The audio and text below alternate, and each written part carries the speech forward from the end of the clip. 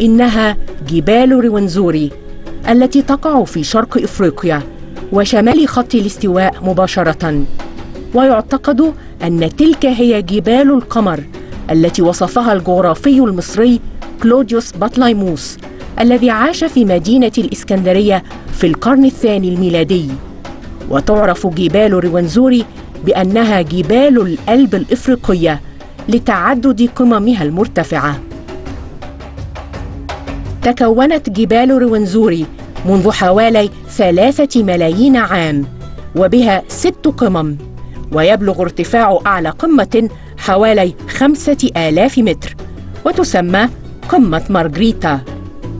وتلك المجموعة الجبلية ليست بركانية، ولكنها تتكون من صخور قديمة من البلور خرجت من قشرة الأرض. وتشتهر جبال روينزوري بالنحاس والكوبالت. تقع سلسلة جبال روينزوري على الحدود بين أوغندا والكونغو الديمقراطية، ويوجد الجزء الأكبر منها في أوغندا.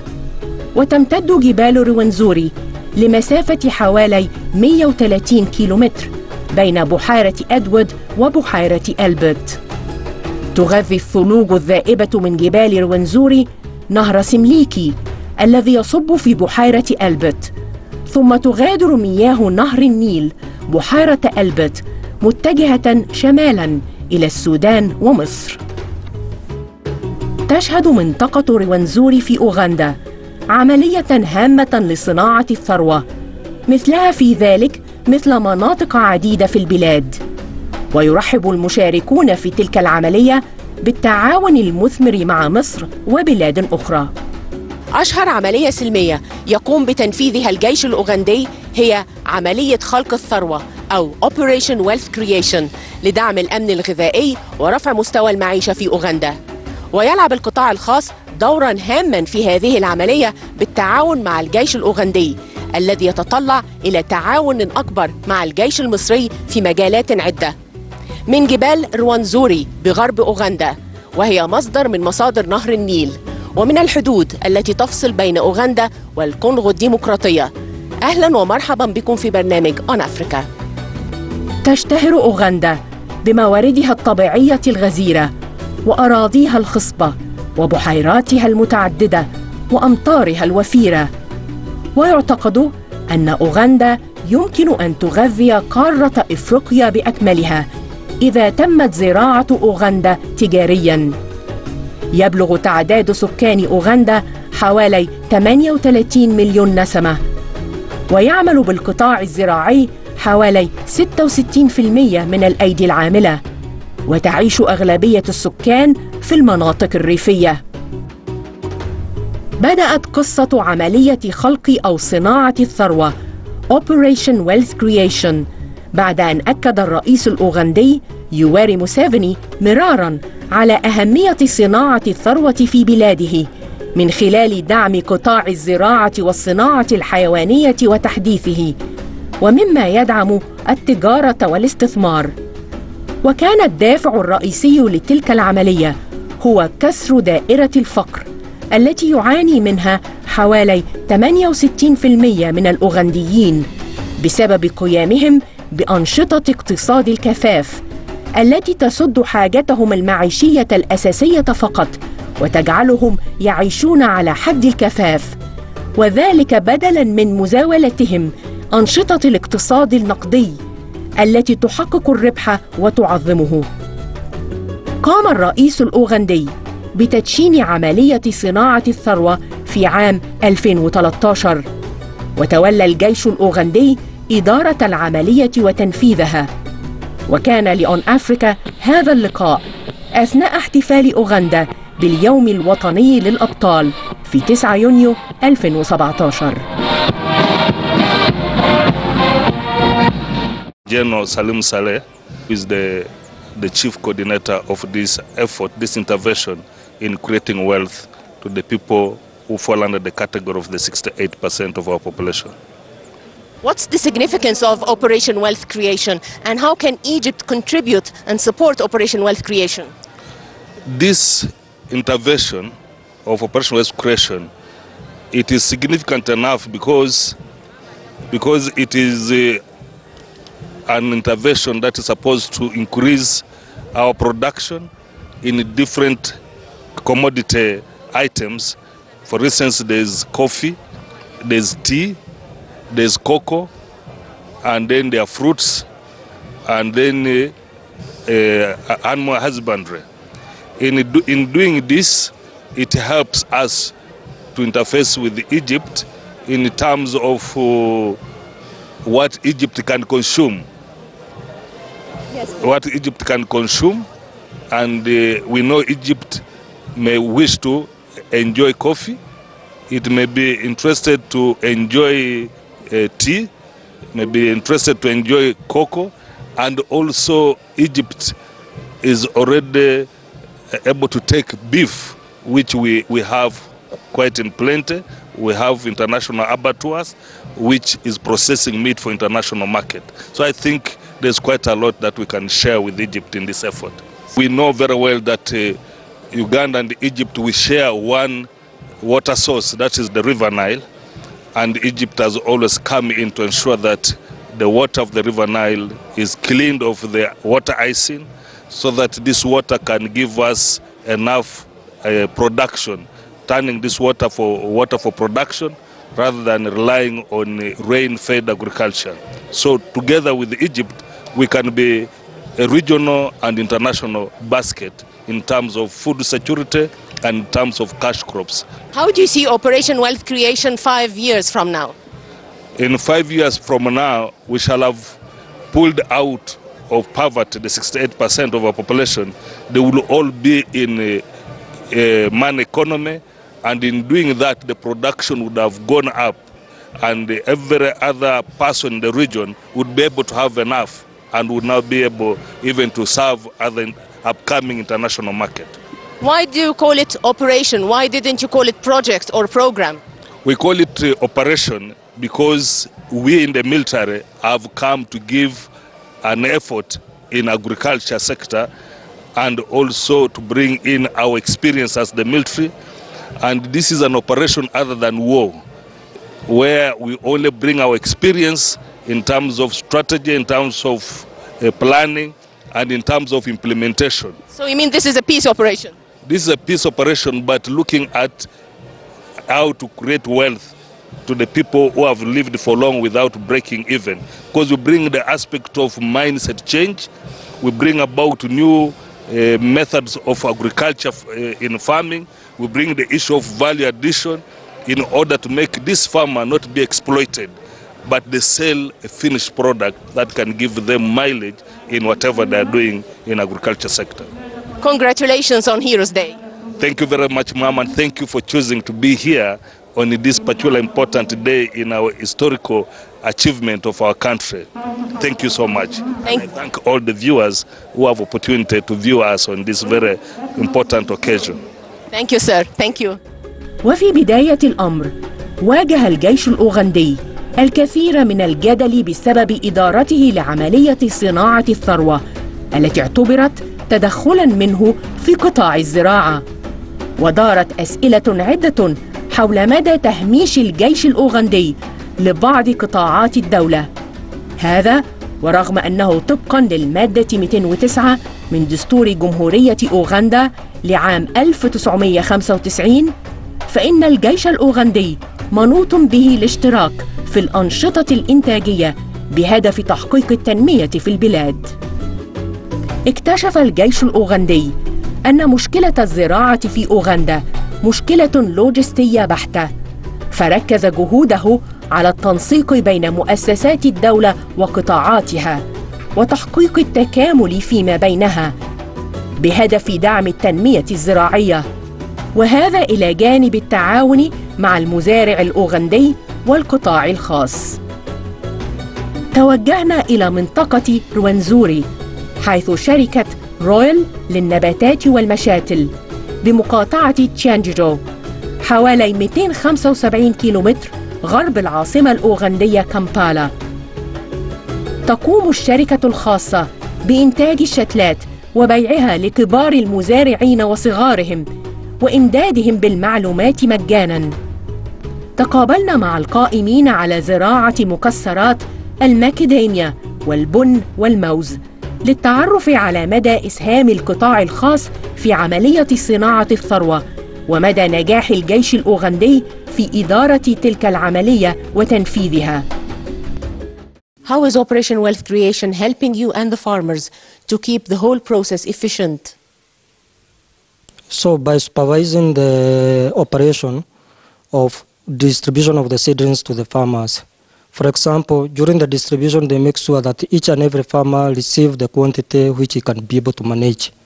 The second thing is also to ensure that farmers they follow the proper agronomy practices that they normally supervise after planting. The third thing, it's also they normally try to make or to provide the market for the products or what we have supplied to the farmer when they started yielding. So they normally provide even the market. The Royal Plants and Nursery, we normally deal with the OWC to provide green planting material to the farmers. The wealth creation, they normally come in by providing or doing the supervision of our seedlings to the farmers, and also to provide the market of our products after when the farmers they have reached to the maturity or they have started earning the products or they have started harvesting. So they add up to complete the whole value chain. That's the program of the OWC. In what way does this help Ugandan farmers in terms of raising their standards of living? By making sure that the whole value chain, for example, if I can give you an example of coffee. Of macadamia. Of macadamia. By making sure that the Royal Plants and Nursery, they produce the seedlings which they are supposed to go to the farmers. Then the OWC, they are supposed to supervise and to see that the farmers, they have followed the proper procedures or the proper agronomy practices. Then from there, they end up providing the market for our products by creating the market where we have the factory, for example, in Mitiana, where they end up selling their products to Mitiana. Then the Mitiana people, they can also sell the end product after adding the value to our product of macadamia to sell them to the local market or outside the country by exporting. What are the types of macadamia nuts that you have here? Here currently now we have only 4 varieties of macadamia, and their origin it's from Kenya. What about bananas? Banana, we have more than 15 varieties, but for us as Royal Plants and Nursery, we are encouraging or we are promoting the local matokes in Uganda. I've seen coffee robusta, but I haven't seen coffee arabica. What about coffee arabica? Is it low altitude here? You can't grow coffee arabica?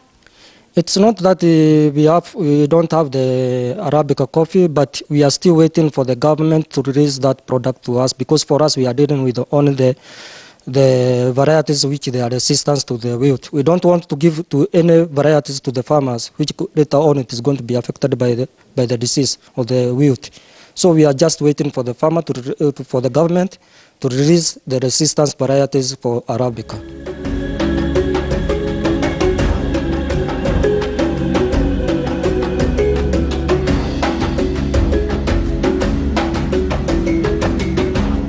How are Ugandan farmers benefiting from your work? So the Ugandan farmers, they benefit from the work we are doing in a way that what we are doing is directly what they require and what we think can give them the real requirements they need to have. One for consumption, second for commercial purposes. So it's in a way that what we give, one is disease resistant.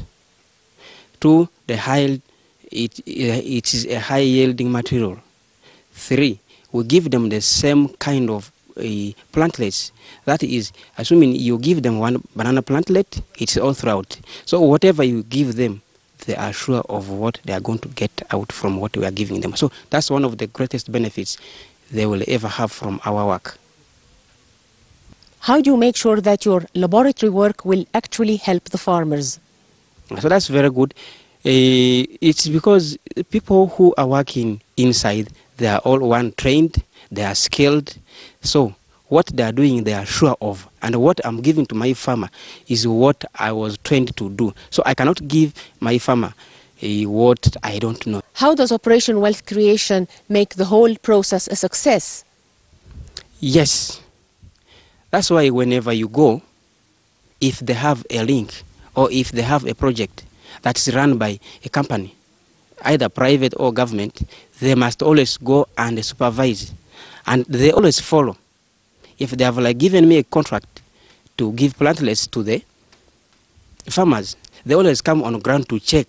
At least after every month they come and check the progress of their project. How are the plantlets going to be? How they are looking both from the lab, if it's our case here.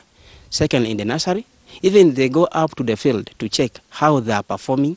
Even they go on, they inform the farmers on how they should do, because they want to see a success in this project, because it's for livelihood. So that's what they have on ground. So that's why if you go, you see the responsible people from the army, from the Nurse Secretariat, that is responsible of carrying out this project. They always go, they implement, after implementation they supervise from the beginning up to the end. That's the farmers who are the final beneficiaries. Has it ever happened that Operation Wealth Creation refused some of your products? For our case, it has never been the case. For royal plants and nurseries, I've never seen a product, either a plantlet or a seedling, being brought back that it's not of good quality. And that's because before they give us the order to supply, they first come and supervise. So that means what we are giving out to the farmers that we are taking is of the quality recommended. We have never been say that this quality is not good, it's not a good product, you take it back. No, for us, we have never experienced that. ومن مقاطعة تشيانجرو بمنطقة روانزوري اتجهنا غرباً ولمسافة حوالي 45 كيلومتر إلى مقاطعة كابارولي بذات المنطقة. وتشتهر كابارولي بزراعة البن العربي كوفي أرابيكا الذي ينمو في جبال روانزوري. وهناك توجهنا إلى ضواحي مدينة فوت بوتل، حيث شركة نيو بوكومبي، وهي الشركة الوحيدة بمقاطعة كابارولي لتصنيع البن العربي، بما يتضمنه هذا من تحميصه وتعبئته وتغليفه.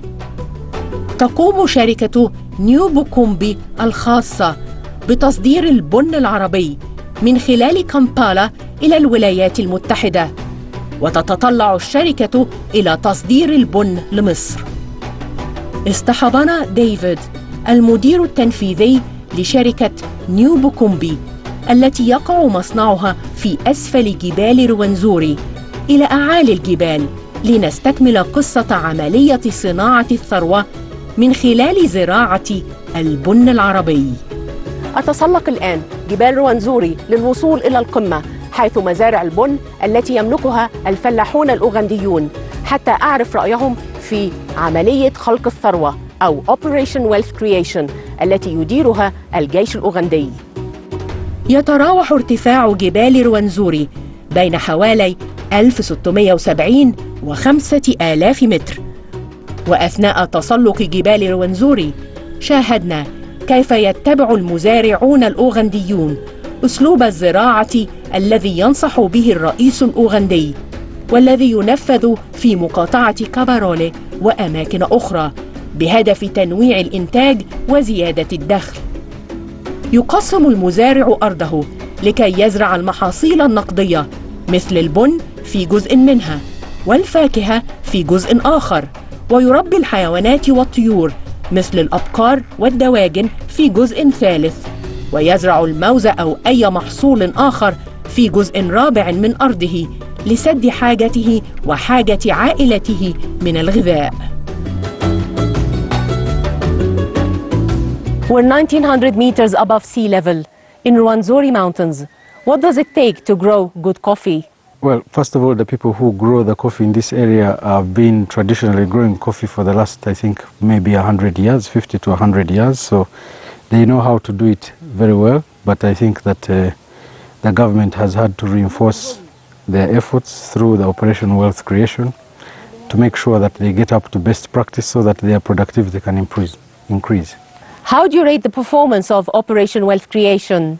I think they have tried very, very hard. It's not easy. You can see this is a difficult place to work in, but you can see that the seedlings have reached almost the top of the mountain. So I think in the circumstances, they're doing a great job. In terms of what? In terms of the mandate that they were given, they have a mandate to distribute the seedlings, make sure they get to where they are going, to impart some of the kind of to do the to-do list that for farmers, to make sure that all of it is being adhered to, and then ultimately I think they are getting now into a role of trying to link up with private sector players who can finish the value chain. So I think they have done the best that they could. How can you tell the difference between specialty coffee and commercial coffee? Basically, it's an issue about the quality, and it is usually, there's some coffee connoisseurs. The marketeers know how to do it, but it is based on the taste and the appearance of the coffee. Why are you interested in exporting your coffee to Egypt? Egypt is one of the markets which is traditionally known for coffee, so we want to elevate the taste of the, we want to, in the usual way that we want to promote commercial partnership between Egypt and Uganda. One of the good items that we can take there is coffee. You are part of the private sector of Kabarole district.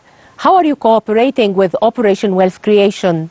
Well, I think, Operation Wealth Creation is working in all parts of the country, so I think in specific areas they pick key private sector partners to cooperate with to complete the value chain. So in this particular instance, we are the partner because we are processing, we are the only processors around here, and that's what is part of, before you talk about value addition, it has to be processed, the coffee. So I think the cooperation is in excellent form, and the operation is funded by government, so they have helped a number of interventions which government's mandate they do. How is your company helping farmers of Kabarole district? You see, in order to get what you want from the farmer, you have to, it's symbiosis, you have to put in what you can and they put in what. So we help them in very many ways. We have been helping them with sensitizing them with the kind of produce that we want. Sometimes when we want them to produce very good coffee, we give them tarpaulins and things like that. Some inputs which are very light at our level. And most and foremost, we are giving them a reliable market for their produce, a well-priced, competitive market. You said that the farmers of Kabarole district have been involved in producing coffee for over 100 years now. So how is your company adding to their experience and expertise? Well, there were very many value chain distortions which we can't go into this at this time, but what we have done is tried to sort out resolve the value chain so that the market is closer. They had to go very far away to get markets for their coffee, so we have brought the market right here, and it was for a number of reasons, mostly the weather, but now we have provided one very close by here. You're involved in selling specialty coffee. What does it mean to produce specialty coffee? Specialty coffee is a coffee which is very well looked after from post-harvest stage, so that it's traceable, and it has a very good cap, and it fetches very high prices globally, higher than the global coffee index, sometimes even 2 times as high. If you can manage to perfect it, it works very well. Egypt is a member of COMESA. Uganda is a member of COMESA too. How is this helping you? We're benefiting from the larger regional blocks like COMESA. We have a number of other blocks. We're in East African community and so on and so forth. So we're very glad to collaborate with Egypt because it makes the market much bigger. So for us exporters, more people to export to. COMESA, the purpose of regional blocks is to bring down things like tariffs and taxes and create bigger markets of all the population in all those countries. So we're benefiting very well, and there is no taxes, for example, for coffee which is exported from here to Egypt because of COMESA.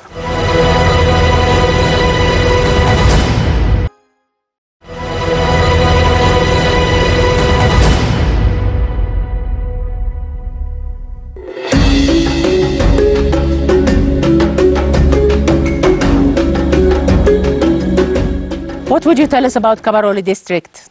Kabarole district is located in western Uganda, 320 kilometers from the capital city Kampala. What do you grow in Kabarole district? In the Kabarole district, they grow food crops and cash crops. Cash crops, they grow coffee, tea, and for food crops, they grow bananas, potatoes. How does Operation Wealth Creation cooperate with the farmers of Kabarole district? Operation Wealth Creation cooperate well with the farmers by giving them seedlings like coffee, like mangoes, oranges, and banana tissues. And this helps the farmers, once if they grow these seedlings, after growing if they are ready, they sell them. How do you ensure that the whole process is effective and efficient? We have to monitor whatever is being given to the farmers. وتقابلنا مع المزارعة الأوغندية بيتي بالقرب من منزلها ومزرعتها في أعالي جبال روانزوري. How many children do you have? 8 children. How big is your farm? 3 acres. What do you grow in your farm? I grow coffee. Which type of coffee do you grow? Coffee Arabica or coffee Robusta? Arabica coffee. How is Operation Wealth Creation helping you? The wealth creation helping me. First, the wealth creation give us seedlings. We grow them, and now we are harvesting the seedlings which the wealth creation give us. The coffee seedlings? Yes, coffee seedlings. Now we are harvesting those coffee, and we get money. Do you make enough money for a good living for you? Not so much, but I'm getting money. How does New Bukumbi Coffee Processors Company help you? Sell my product to New Bukumbe, then I get money. The money I get to New Bukumbe, I get it for school fees for my children. What are the challenges that you face during your work? The challenges I'm facing, as I am a single mother, I don't have enough money to put in my plantation, to increase my plantation. What are your hopes for the future? I want wealth creation to give me loan with less interest. I want to grow more coffee, to get money to help me taking my children to school, and to have a good environment, to have a good house, and to develop myself. وبالقرب من منزل بيتي في أعالي جبال روانزوري التقينا بالمزارع الأوغندي إريسا. How many children do you have? I have 9. Is this a normal number for a Ugandan farmer? It is a good number. Do other Ugandan farmers have more children? It's somehow more, 20. How big is your farm? It's 2 acres. How is Operation Wealth Creation helping you? The Wealth Creation is helping me to give me the CD, the plantation in my farm. How is New Bukumbi Coffee Processors Company cooperating with you? You're helping me to buy my coffee. What are your dreams for the future? I want to be rich in my future. How do you think you will achieve your dreams? To sell to my coffee, and the money will come to be rich. How can Operation Wealth Creation help you achieve your dreams? I want my farm to be big.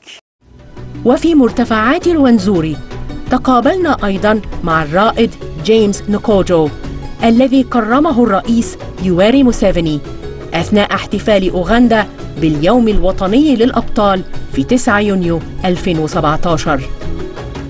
I was awarded because of the performance of what I've done for this country.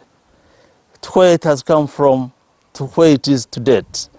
It was a recognition of my better services. So I'm very proud and happy up to this day.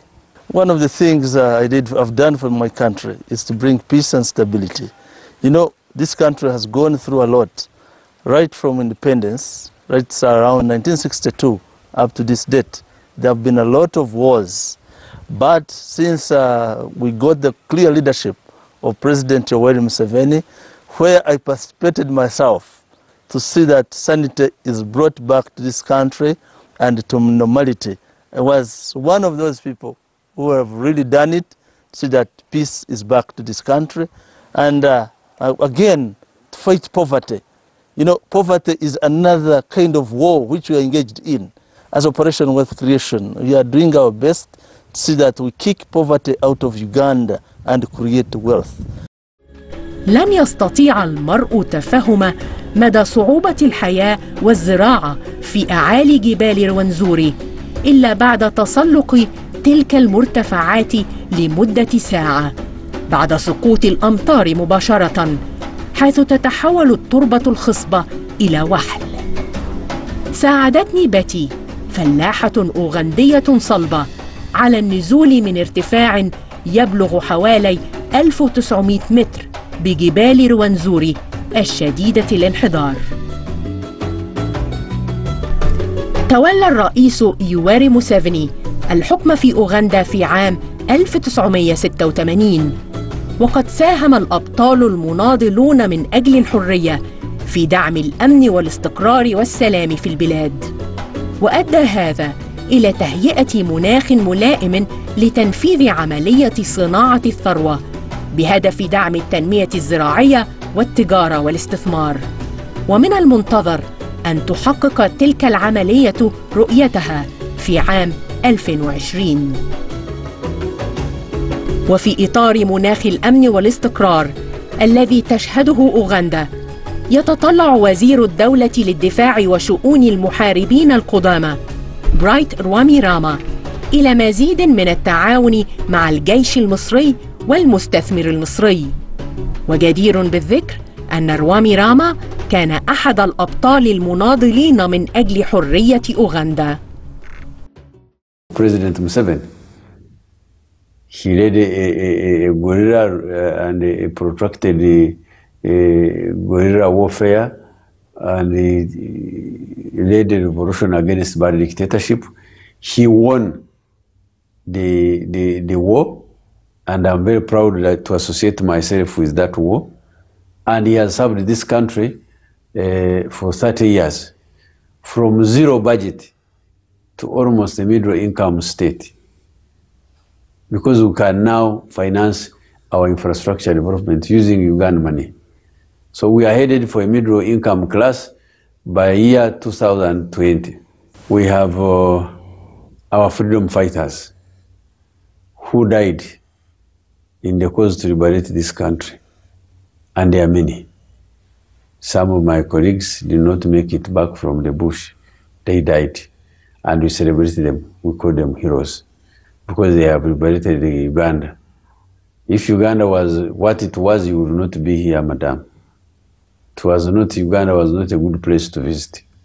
But it wasn't the Pearl of Africa? Yes, it was a part of Africa, but with infestation of insecurity and other bad things. But now Uganda is on the map. People rush to come to Uganda, conferences come to Uganda, everything is Uganda. I met some Ugandan farmers, and they informed me that in the past, the farms in Uganda were destroyed by rebels. To what extent is this true? And to what extent is Uganda safe today? Some farms, especially in northern Uganda, were destroyed by rebels. But we have supported the Lord Resistance Army. Yes. But we have supported most of these areas, so the farms are productive now. People have gone back to normal life. So it's not a big deal. We are very secure, our borders are very secure. Otherwise, how would we afford to go and keep peace in Somalia? How would we go to West Africa if our borders were not secure? So we are doing the best. What kind of cooperation does exist between the Egyptian army and the Ugandan army? I understand that the Ugandan army is a strong army, like the Egyptian army. Well, I went there on behalf of government to explore a relationship, possibilities of working with the Egyptian army. And we have made a formal request that we sign an MOU. We have an opportunity. They have a trading company under defense. We have a trading company under defense. We can supply you goods here, and the other group can also supply goods from Egypt. So there is an opportunity in the two countries working together. The Egyptian army is involved in production. To what extent is the Ugandan army involved in production? I visited some of the projects of the army in Egypt. You are far ahead of us. But we are also beginning to think outside the box. So we are engaging our army into production. So looking at the Egyptian army, what kind of expertise do you expect for the future? Well, the Egyptian army is old. Our army is young. The current army is about 30 years. But we have built a professional army which is very strong. The expertise that exists in Egypt, we could borrow your engineering skills. We could borrow on technology. We could also share in so many things. Our company in the defense can trade with the company of defense in Egypt. We can create employment. And really, we are brothers and sisters. As I told you, the Nile is the umbilical cord that joins us and Egypt. As Minister of State for Defense, what would you tell Egyptian investors interested in investing in your country? First of all, Uganda is the best destination. It's where you bring your money and you take it when you want to go. In some countries, you don't withdraw dollars. Here, you go on the street, you exchange dollars and go with it. So investors are very comfortable because they can handle their money. The other thing I would tell the Egyptian investors is that there is a lot of opportunity here. It is amazing that in Egypt we have so many people who are manufacturing things. So it is advisable that they come and do some work here and take Ugandan goods in return. There is no reason why Egyptians should take bananas from Colombia. First of all, they are not sweet. You know, our bananas are the best in the world. They are so sweet. So why and your pineapple too. So we need to have these things going to Egypt and also getting things from Egypt. You do a lot of ceramics. I bought ceramics in Dubai, only to arrive here and discover that actually they are Egyptian ceramics. So the more we talk about it, the more we try to address it. For instance, some of the Egyptians, people who have been coming here, they have brought cotton products and they have been selling very, very, very fast in Uganda. So it is a symbiotic relationship that we need to promote as leaders of today. Because if we don't do it, who will do it? And the future generation will judge us harshly if we don't do it. وتقابلنا أيضا مع وزير الأمن الوطني الأوغندي هنري توموكوندا الذي كان رئيس المخابرات الحربية، وكان لقاؤنا أثناء احتفال أوغندا باليوم الوطني للأبطال. We want Egyptians to know Uganda, live with us, stay with us, trade with with emphasis that then tomorrow we may be natural when it comes to our interface. The volume of trade between Egypt and Uganda is so low. It's only $100 million. So talking to the Minister of Security, what obstacles do you see? The first obstacle is the obstacle of information. Egyptians know nothing about Africa. After I've met very many groups who come here, they complain that we are not speedy enough. That's the point they keep raising.